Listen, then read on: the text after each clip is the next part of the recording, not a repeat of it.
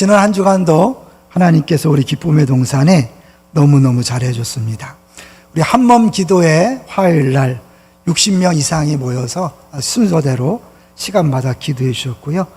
공동체 성경 읽기 매일 진행되는데 평균 한 40명씩 참여하는 것을 봤습니다. 하나님이 기도하고 말씀에 집중하니까요, 그 영적 분위기를 바꿔놓으신 거 있죠. 제가 수요일날 강단에 서보니까 확실히 영적인 분위기가 달라졌다는 걸 느낄 수 있었습니다. 감사합니다. 두 번째로는 교육자 수련회를 이제 하루 당일로 갔다 왔는데요, 우리 집사님 부부가 갑자기 구입한 펜션에서 잘 진행됐습니다. 두 끼를 우리 집사님이 섬겨주셨고, 이제 저녁 시간에 같이 예배를 드리는데 우리 집사님 부부가 우는 모습을 보면서 교육자들이 은혜를 받았어요. 아, 섬김의 기쁨이 바로 저런 거구나. 열심을 다해 섬겼는데 본인들이 행복해하는 모습 보면서 오히려 교육자들이 도전받고 쉼을 얻고 올 수 있었습니다. 감사합니다. 그리고 이제 라이프 스토리를 꼭 하거든요. 새로 오신 두 분의 라이프 스토리를 들으면서 하나님이 정말 잘 준비된 두 일꾼을 보내주셨구나 라는 것들을 알게 됐습니다. 기대해도 좋습니다. 세 번째로는 양화진 방문을 하고 이제 모임을 가졌어요. 2단계 식구들이 갔다 왔는데 나눔을 통해서 아, 정말 하나님께서 일하시고 계구나 라는 것들을 느낄 수 있었고, 이 새로운 식구들이 봉사할 수 있는 기회들이 왔다는 생각이 들어서 감사했습니다. 수고하신 분들에게 감사를 드립니다. 제목을 같이 확인해 보겠습니다. 우리도 다른 나라들과 같이 왕 세우기를 허락하라. 자칫하면 굉장히 어려운 설교일 수 있기 때문에 제가 가능한 톤을 작게 하려고 그래요. 그 대신에 설교를 잘 들으시면 여러분의 신앙생활을 방해했던 근본적인 문제를 깨닫고 해결될 수 있을 것이라고 확신합니다. 먼저요, 이제 늘 사람들은 이게 하나님의 사람들이 세상 사람들을 부러워하고 세상 사람들처럼 되려는 그런 경향이 있죠. 이건 모든 사람에게 해당되는 건데요, 우리나라를 헬조선이라 그래서 다른 나라를 더 좋아하는 사람들이 있는데 그렇지 않다는 것을 보여주기 위해서 영상을 하나 준비했습니다. 우리 오간사님이 다 1인 다역으로 참여했습니다. 갓을 쓰고 다니는 조선인. 옛날 선교 초기 조선에 미국인 선교사가 들어왔습니다. 양반들이 모두 이상한 모자를 쓰고 다니기에 신기하여 어느 양반에게 물어보았습니다. 머리에 쓴 것이 무엇입니까? 갓이요. 갓? 갓은 하나님인데 하나님의 영이 그들에게 임하였단 말인가? 그럼 이 나라의 이름이 무엇입니까? 아침조 고요할선 조선이라 하오. 고요한 아침의 나라, 모닝캄의 나라라는 말이 맞구나. 그럼 조라는 글자를 풀이해 주시겠습니까?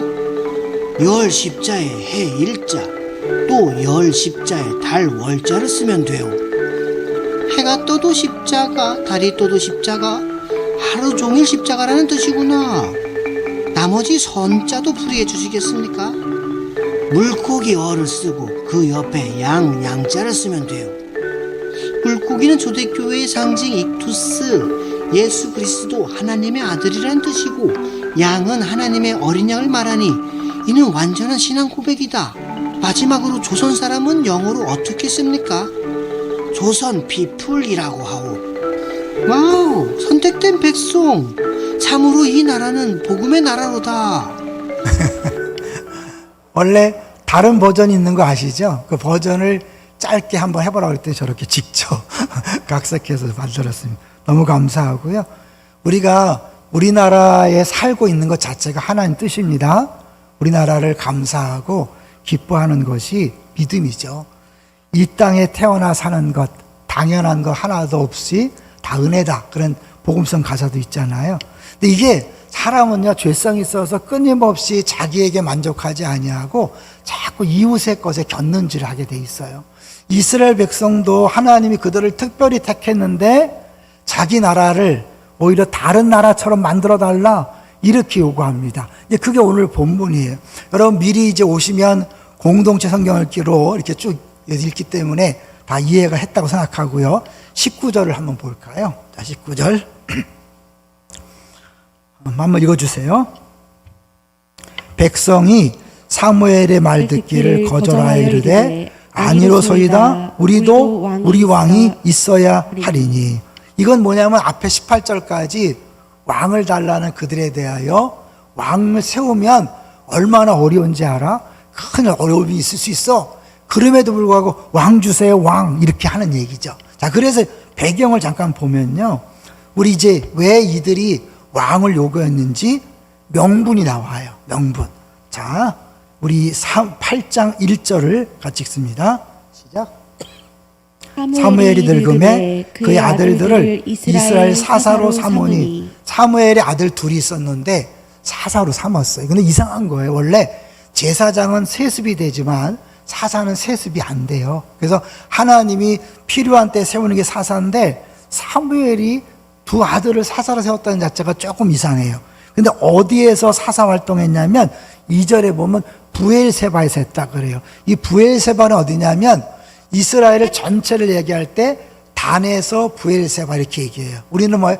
백두에서 한라까지. 그러니까 단이 최북단, 부엘세바가 최남단이에요. 그러니까 이 사무엘이 너무 먼 곳은 갈 수 없으니까 아마 두 아들에게 맡기지 않았는가 이렇게 생각이 되는 거죠. 그런데 이 두 아들이 제대로 하지 않았어요. 볼까요? 3절을 우리 같이 읽어봅니다. 시작. 그의 아들들이 자기 아버지의 행위를 따르지 아니하고 이익을 따라 뇌물을 받고 판결을 굳게 하니라. 사실 성경에 나오는 지도자들이 거의 예외 없이 자녀의 문제, 자녀 문제로 어려움을 당했어요. 네 사람 대표적으로 볼까요? 잘하는 리더 네 사람이 자녀 문제로 어려움을 당했습니다. 기드온 아시죠? 70명의 적자를 다 죽인 첩의 아들이 나타났고, 엘리는 우리가 지난주에 본 것처럼 홈리와 비나스가 엉터리였죠. 사무엘 오늘 본문에 나오는 것처럼 아버지와 달리 뇌물을 받고 재판을 잘못했어요. 다윗 나중에 나오겠지만 아들 때문에 난리가 많이 났죠. 그러니까 이걸 보면 우리가 자녀 문제를 자신할 수 없어요. 누구든지 신앙생활 잘한다고 자녀가 반드시 신앙생활 잘하는 건 아니라는 걸 보여주는 거죠. 12장에 가보면 사무엘이 은퇴할 때 이야기가 나와요. 내가 일생 동안 너희들에게 더러운 일 취한 거 있느냐? 부정 저지른 거 있느냐? 없습니다. 그랬어요. 그러니까 아버지가 깨끗했어요. 여러분 상대적으로 아버지가 깨끗하면 누가 손해보는지 알죠? 자녀들은 그만큼 고통을 당하게 돼 있어요. 아무래도 사무엘이 너무 깨끗하기 때문에 자녀들이 돈 맛을 모르다가 돈을 주니까 덥석 잡아먹지 않았는가 이런 이제 상상을 해보는 거죠. 어쨌든 그들이 돈을 밝혔고 문제가 생겼는데 저 끝에 있는 지역에서 작은 일이었어요. 그런데 이들이 어떻게 해요? 사무엘을 찾아와서 당신 늙었고 다들이 문제가 있으니까 왕을 세워주세요. 다른 사사를 세워달라가 아니라 왕을 세워주세요. 이 말은 뭐예요? 사무엘 당신 이제 끝났습니다. 내려오십시오. 안 되겠습니다. 이런 거죠. 그 말을 듣고 사무엘이 좋았겠어요? 기분 나빴겠어요? 기분 나빴죠. 볼까요? 6절을 보시면 왕을 세워달라는 말을 듣고 6절에 뭐라고 되어 있는가 보세요. 사무엘이 그것을 기뻐하지 않았다. 기뻐하지 않는다는 표현이지만 원어적으로 볼 때 마음이 산산이 찢어졌다라고 그렇게 표현하고 있어요. 자, 그렇게 리더를 대항하는 이제 그런 세력인 거죠. 왕, 이 사무엘을. 우리도 공동체의 리더가 돼 보면 모든 공동체의 리더가 환영받고 박수 받는 게 아니에요. 대부분의 리더들은 위기를 만나요. 그런데 그렇게 어려움을 만났을 때 싸우는 게 아니에요. 사무엘은 싸우지 않았어요. 따지지 않았어요. 바로 어떻게 했어요? 하나님께 기도하러 간 거죠. 여호와께 기도하며 7절이 중요해요. 하나님이 그 기도를 들으시고 뭐라고 말씀했는가? 한번 같이 읽어봅니다. 시작. 여호와께서 사무엘에게 이르시되 백성이 한 말을 다 들으라. 이는 그들이 너를 버림이 아니요 나를 버려 자기들의 왕이 되지 못하게 함이니라. 누굴 버린 거라고요? 왕을 버린 거. 하나님이 왕자리에서 쫓아낸 거죠. 눈에 보이지 않는 하나님이 다스리시고 그 대리자로 사무엘을 세웠는데 사무엘을 거부하는 건 누굴 거부하는 거라고요? 하나님을 거부하는 것이다라고 그렇게 하나님 말씀해요. 그래서 호세아 13장 11절에 보면 이런 말씀이 있어요. 내가 분노함으로 내게 왕을 줬다. 그러니까 하나님도 이때 상당히 화가 나셨다는 것을 알 수 있어요. 근데 하나님이 야, 네가 참아. 너를 버린 게 아니야. 나를 버렸어. 그러면서 8절 9절에 보면 뭐라고 얘기하냐면 저들이 이거 지금의 문제가 아니야. 내가 그들을 기적적으로 애굽에서 건져낼 때부터 그냥 줄기차게 나를 거부했어. 이게 이스라엘 백성이었어요. 하나님이 참고 또 참았는데 결국 여기까지 온 거죠. 우리 같으면 어떡할까요? 이것들이 정말 넘지 못할 선을 넘는구만. 안 되겠다. 박살을 내야지. 이래야 되는데 하나님이 그러지 않고 야, 왕 세워줘. 왕 세워. 그런데 왕을 세우되 엄히 경고해라. 그러면서 왕 제도의 문제점에 대해서 10절부터 19절까지, 아니 18절까지 쭉 얘기하는 거죠. 그걸 한번 보여주세요. 우리가 이제 우리 사무엘 발언할 때 왕 제도를 했었는데 신명기 할 때 쭉 읽어보시면 한마디로 뭐냐면 너희들이 왕을 세우는 그때부터 너희들은 종이 된다. 너의 모든 것들의 11조를 가져갈 것이고 너희 아들, 딸들이 다 힘들게 될 것이다. 그리고 결국 무서운 건 뭐냐면 너희들이 왕 때문에 부르짖어도 내가 응답하지 않을 거야. 무서운 경고죠. 이 경고를 들었으면 어떻게 해요? 그래요? 안 되겠네요. 그러는 게 아니에요. 사람은 한번 마음 먹으면 끝까지 가봐야 돼요. 그 고통을 경험하기 전까지는 끝까지 포기하지 않습니다. 우리의 모습 아닌가요? 하나님께서 원하지 않는데도 우리가 간절히 기도해요. 제가 이제 조용히 톤하는 게 뭐냐면 여러분 사실은 믿는 사람이 믿지 않는 사람 결혼하면 그건 평생 고생하기로 작정하는 거거든요. 사업을 시작할 때도 그 사업이 하나님 기뻐하시는 것이 아니면 시작하지 말아야 되는데 욕심을 가지고 시작하거든요. 평생 고생하시거든요. 그런데도 불구하고 당장에는 어떻게 해요? 나름대로 막 청사진을 펼치면서 기대감을 가지고 하지요. 하나님이 어떻게 해요? 허락하셔요. 근데 허락하는데 기뻐서 하는 게 아니라 분노함으로 허락한다는 거죠. 왜 허락할까요? 너희들 그걸 통해서 고생 한번 바가지를 한번 해봐. 좀 그렇지, 하나님 좀 못된 거 아니야? 아니요. 막지 않으시고 원하니까 그 허락하지 않으면 끝까지 쫄을 테니까 허락하는 거예요. 그것을 보여주는 게 신약에서 탕자의 비유잖아요. 여러분 둘째 아들이 재산을 요구했을 때, 유산을 요구했을 때 말도 안 되는 거예요. 그리고 분명히 나눠주면 다 탕진할 걸 알기 때문에 주면 안 돼요. 근데 아버지가 어떻게 해요? 주잖아요. 어디까지 가는 거죠? 다 까먹고 돼지를 치면서 돼지가 먹는 쥐염 열매도 못 먹는 처량한 신세가 된 다음에 그 다음에 아버지 집의 풍요로움을 기억하고 돌아오는 것이 우리들의 모습이에요.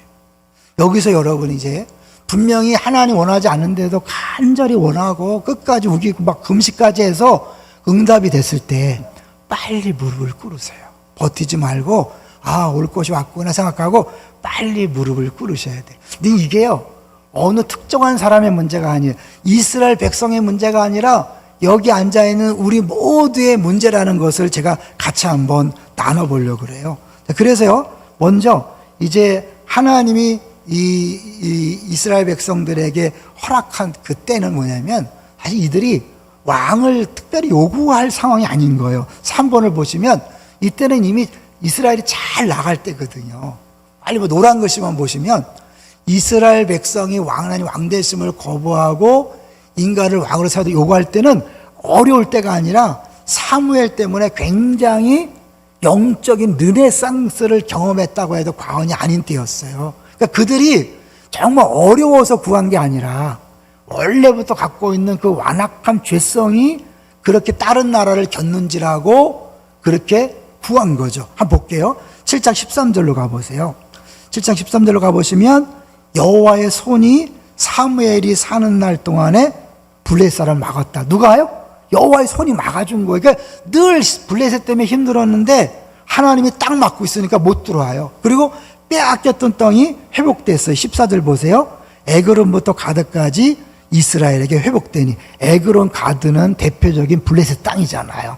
그리고 블레셋 사람들의 손에 도로 찾았고 이스라엘과 아모리 사람 사이에서 14절에 평화가 있었더라. 아주 최고의 시대를 누리는데 사무엘 아들들이 저 변방에서 잘못하는 것을 빌미 삼아서 왕을 세워달라.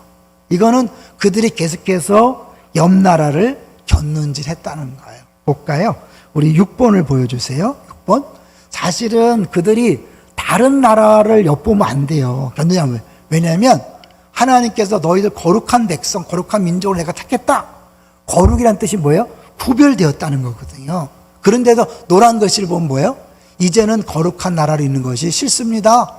평범한 나라가 되겠습니다.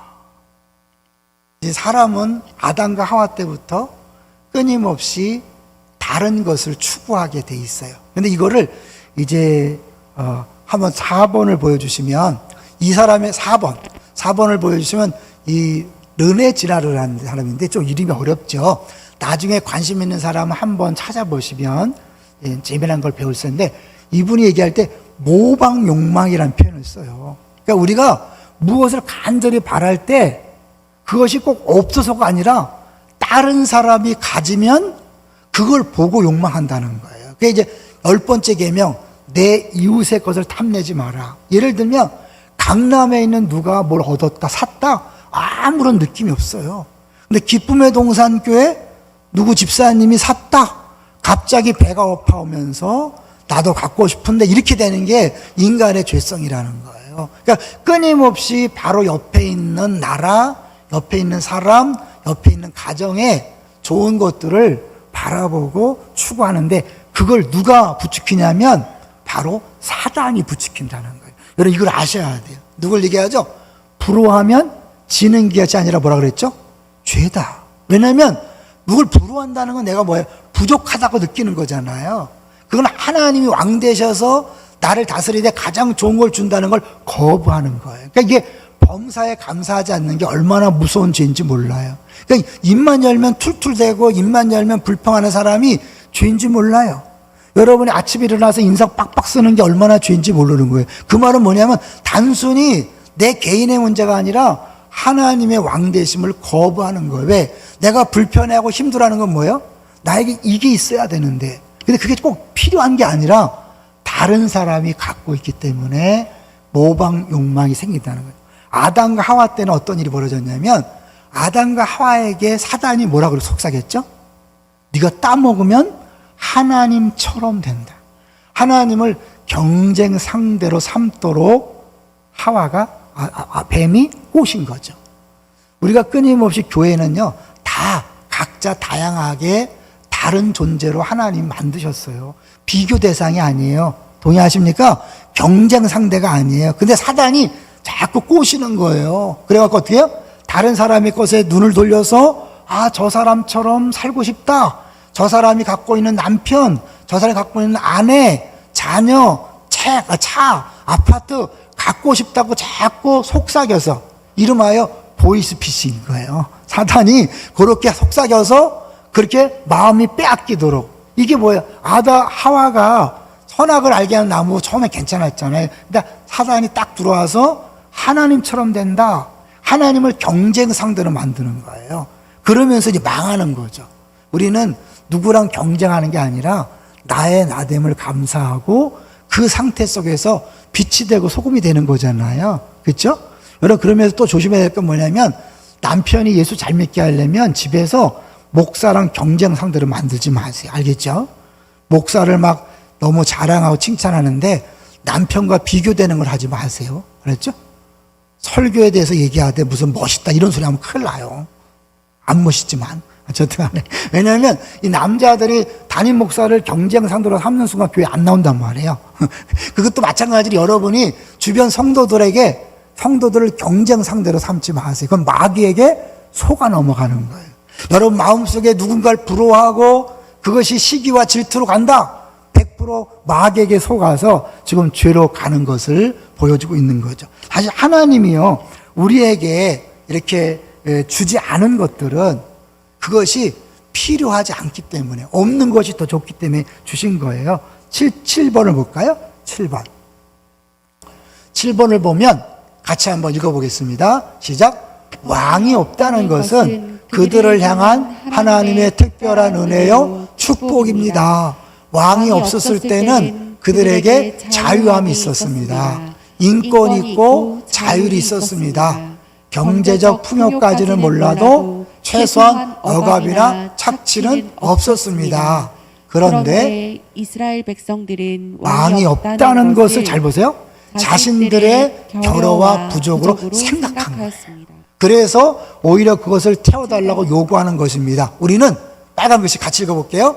우리가 안고 있는 결여나 부족이 진정한 의미에서 결여나 부족이 아님을 깨달아야 합니다. 우리가 지금 없는 것이 진정한 부족이 아니에요. 하나님 우리에게 필요했다면 주셨어요. 믿습니까?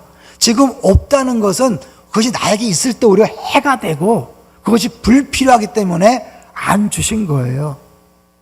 이걸 믿어야만 신앙생활이 정상적으로 되는 거예요. 이게 안 되면 엉뚱한 기도를 계속 한다니까요. 엉뚱한 싸움을 계속 한다니까요. 여러분 교회 와서 왜 시기 질투에 시달려요? 왜 그렇게 자기를 자랑하려고 그러고 내세우려고 그래요? 여러분 없는 것, 다른 사람보다 이겨먹고 높아지려고 하는 이유가 뭐냐면 다른 사람을 보고 경쟁을 하기 때문에 그런 거예요. 근데 여기서 자유케 되려면 나의 나됨을 인정하셔야 돼요. 하나님 앞에서는 자기를 부인하지만 하나님의 형상을 닮은 우리는 뭐야? 각자가 비교 대상이 아니라 각자의 차별화를 통해서 꽃이 피고 열매 맺게 하는 거예요. 하나님이 뭐예요? 나는 나다. 하나님의 나됨이에요. 누구에 의해서 정체성이 결정되는 게 아니라 나 스스로 존귀한 거예요. 나 스스로 멋지고 행복한 거예요. 믿습니까? 그런데 자꾸 우리가 누군가를 부러워하면 어떻게 해요? 부러워하는 순간 마음에 불만족이 생기고 그걸 뺏어오기 위해서 끊임없이 시기 질투하고 경쟁하다 보면 우리 아니면 교회가 맹수들의 소굴이 되는 거예요. 정글의 법칙. 왜 교회가 행복하지 않을까요? 여러분 이 사실을 모르니까 끊임없이 우리는 경쟁하고 교회 내에서 누가 크냐 싸우는 거예요. 다투는 거예요. 그러다 보니까 뭐 나도 망하고 너도 망하고 다 망할 뿐만 아니라 교회가 빛이 되고 소금이 돼야 되는데 뭐예요? 빛이 아니라 소금이 아니라 세상보다 더 추잡한 곳이 되는 거죠. 아름다운 것이 썩으면 가장 썩은 냄새, 추한 냄새가 난다 이런 거예요.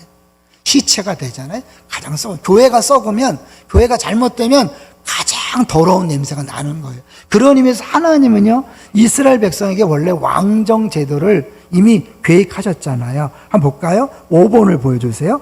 원래 하나님은 신명기에 이미 왕정 제도를 미리 말씀하셨어요. 근데 이게 왜 문제되냐면 하나님의 때에 하나님 방식으로 왕을 세워줄 텐데 이들이 뭐예요? 이 작은 빌미, 사물의 아들들의 부정을 빌미 삼아서 출애굽 때부터 갖고 있었던 그 죄성을 드러냈기 때문에 하나님께서 기뻐하지 않은 거죠. 여러분에게 필요한 거 있으면 하나님이 알아서 주십니다. 할렐루야. 그러면 어떻게 해요? 남편에게 만족하셔야 돼요. 아내에게 만족하셔야 돼요. 만족하지 않는 게 가장 큰 불신앙이에요. 그리고 자녀 아무리 속썩여도 만족하셔야 돼요. 부모 아무리 힘들게 해도 만족하셔야 돼요. 여러분의 직장과 사업장과 학교와 공동체가 마음에 안 들어도 만족하셔야 돼요. 왜요? 하나님이 왕이신데 우리 백성들에게 가장 필요하고 좋은 것들을 주신 거잖아요. 할렐루야. 근데 믿어지지가 않는 거죠? 인정이 안 되는 거죠? 이렇게 계속해서 반항하고 불신을 저지르고 거역했음에도 불구하고 하나님 우리를 포기하지 않고 누굴 보내셨어요? 진짜 왕이신 예수님을 보냈잖아요. 아까 얘기했죠?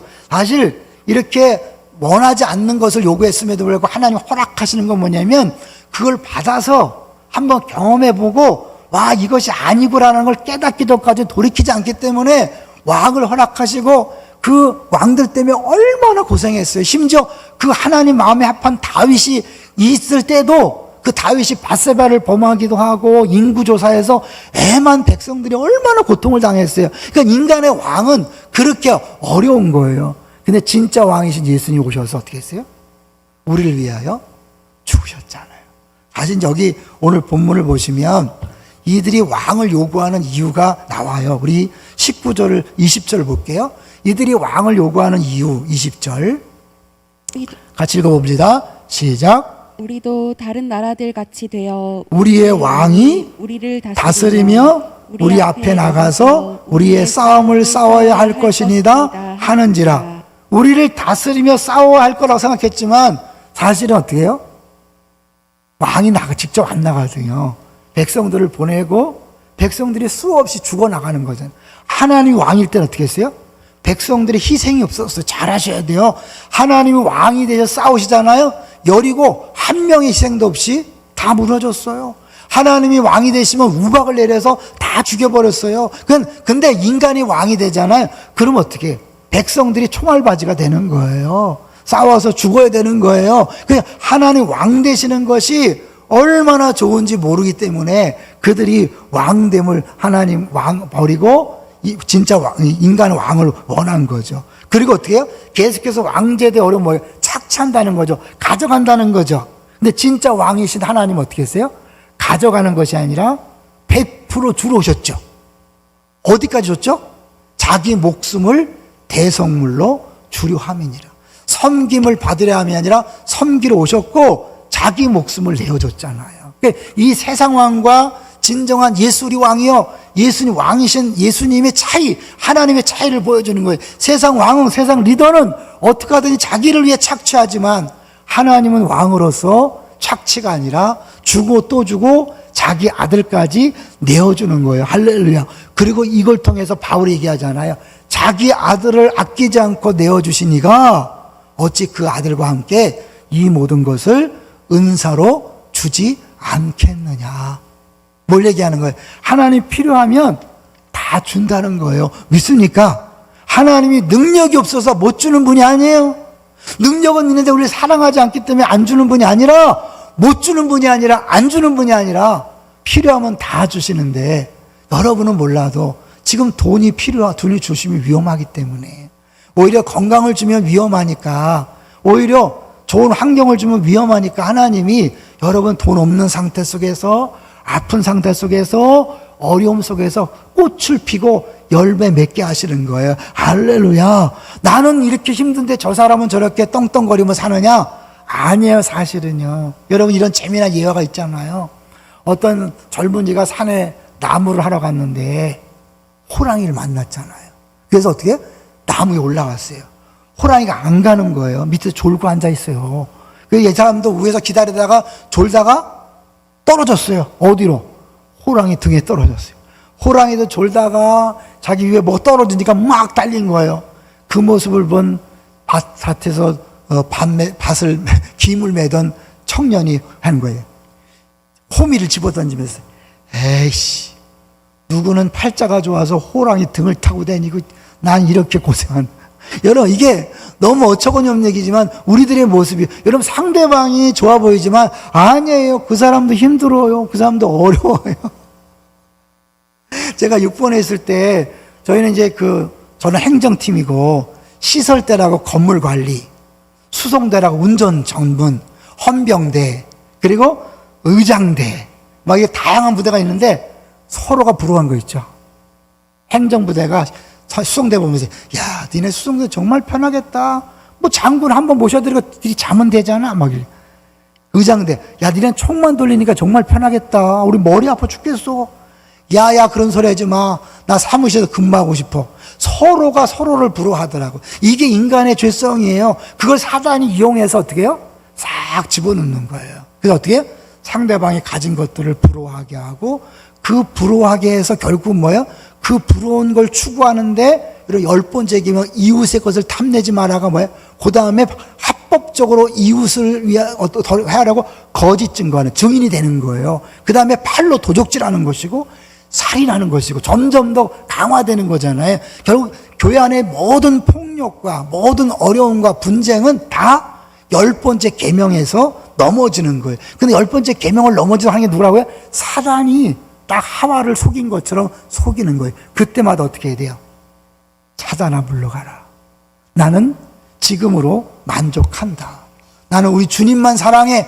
네가 말하는 것은 주님을 버리고 나에게 다른 것을 요구하라는 잘못된 말이야. 사단아 물러가. 예수님이 하신 것처럼 그렇게 하셔야 돼요. 여러분 이것만 해도 여러분 신앙생활 90%는 성공할 수 있어요.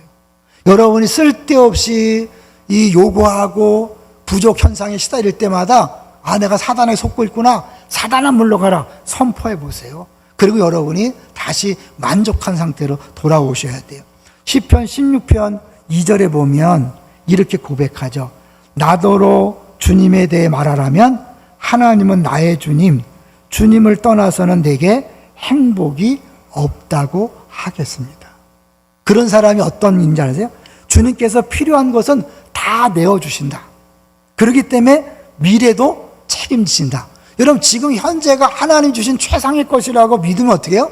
미래에 어떤 일이 벌어져 두렵지 않은 거예요. 왜 미래가 두려워요? 왜 불안해요?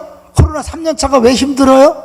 지금이 하나님이 도와준다고 생각하지 않으니까 야 지금도 억지로 사는데 내일은 어떻게 살까? 아니에요. 여러분 지금 하나님 왕으로 여러분을 보호하셔요. 여러분을 통치하고 다스리셔서 가장 좋은 걸 주고 계셔요. 믿습니까? 아멘으로 받으셔야 돼요. 아멘을 받고 만족하셔야 돼요. I have no need 선포하세요. 여러분 선포하는 순간 행복해지는 거예요. 그리고 어떻게 해요? 더 이상 감사하는 사람, 만족한 사람 요구하지 않아요. 부부끼리 왜 싸우죠? 내가 불만족하니까 자꾸 아내에게 요구하는 거예요. 남편에게 요구하는 거예요. 내가 불만족하니까 부모에게 요구하고 자녀에게 요구하는 거예요. 아니에요. 그 부모는 부모대로 최선을 다하고 있고 자녀는 자녀로서 최선을 다하는 거 더 이상 할 수가 없어요. 여러분 그 부모가 아무리 잘해줘도 자녀가 아무리 잘해도 남편이 아내가 아무리 잘해도 여러분 불만족을 채울 수 없어요. 동의하십니까? 그 만족은 오로지 주님에게 집중할 때만 있는 거예요. 불만족을 유발시키는 사단의 보이시 피싱에 속지 마시고 다시 한번 근데 사단아 물러가라. 그리고 하나님이 가장 좋은 걸 주고 계셔 라고 선포하고 딱 보세요. 만족한 거죠. 여러분 담임 목사는요 불만족이 없을까요?